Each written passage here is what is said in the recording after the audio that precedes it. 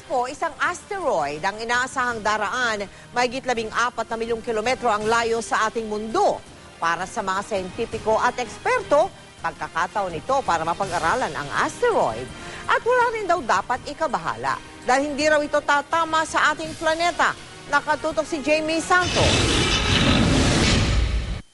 Bukas alas 8 ng umaga, oras sa Pilipinas, inaasahang daraan o magpa-flyby sa mundo ang asteroid na 99942 Apophis sa distansyang 14.5 million kilometers malayo sa orbitang mundo.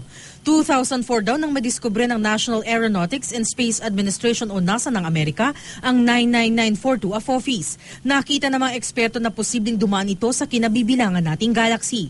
Ang pagpa-flyby nito sa mundo, normal na nangyayari sa kalawakan ayon kay Mario Raimundo, hepe ng Pag-asa Astronomical Observatory.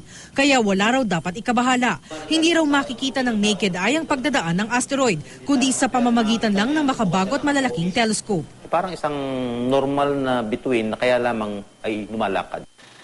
Pero ayon sa Pag-asa, muling dadaan ang naturang asteroid sa Milky Way Galaxy kung saan nabibilang ang Earth, pagsapit ng 2029 at ng 2036. Sa panahong iyon, may posibilidad daw na mas lumapit ito sa mundo. Kaya masusi raw itong binabantayan ngayon ng mga eksperto. Kinompute na nila yan. Ang probability niyan is 1 to 300. Yung probability. Na kung tatama. Kung tatama, yung 1 to 300. So, ang laki ng differential. Posibleng negligible yun. Jamie Santos, Nakatutok, 24 Oras.